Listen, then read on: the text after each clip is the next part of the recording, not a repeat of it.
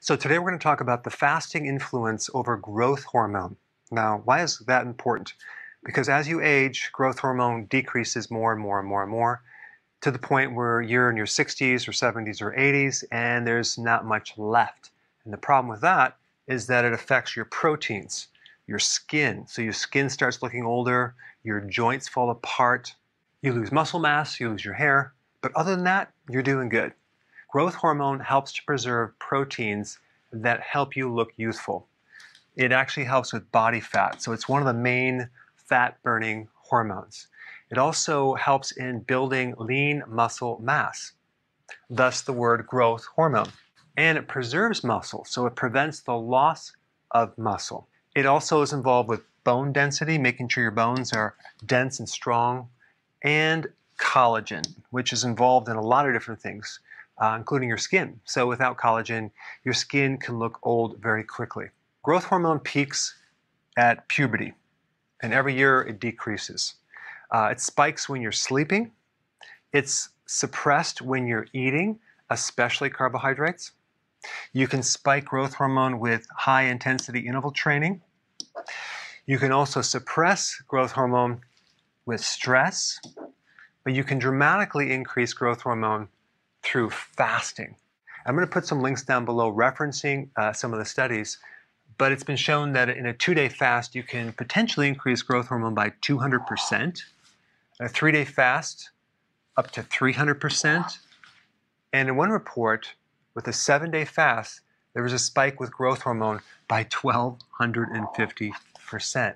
Fasting will help you with all of these factors right here, especially preserving muscle, because there's this thought that if I stop eating, I'm going to lose my muscle mass. That is not going to happen for a period of time. If you're starving and you tapped out all your fat, yeah, then there's going to be a problem because your body's going to go after muscle.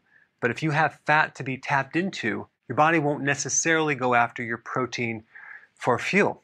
And this is a survival thing that's been going on for a very, very long time, especially way back when we had to hunt for our food and we didn't have food available 24/7. So if you can imagine, if our bodies didn't adapt to starvation, we would have died off a long time ago. And there's a lot of genetic factors and hormone pathways that will preserve your muscle when you don't eat. In fact, when you eat too much or too frequent, you develop insulin resistance problem, you become a diabetic, and you start losing your muscle mass that way. But when you stop eating, there's all sorts of things to protect you. It was found that short-term fasting causes 4 times better muscle preservation than being on a low-calorie diet. That's fascinating. I'll put that link down below. Fasting inhibits protein breakdown. The word for that is catabolism. Fasting also supports your brain and your nervous system. Now, you might be thinking, I need to consume some type of maybe branched chain amino acids or some type of protein shake before I work out or during a fast. Not necessarily.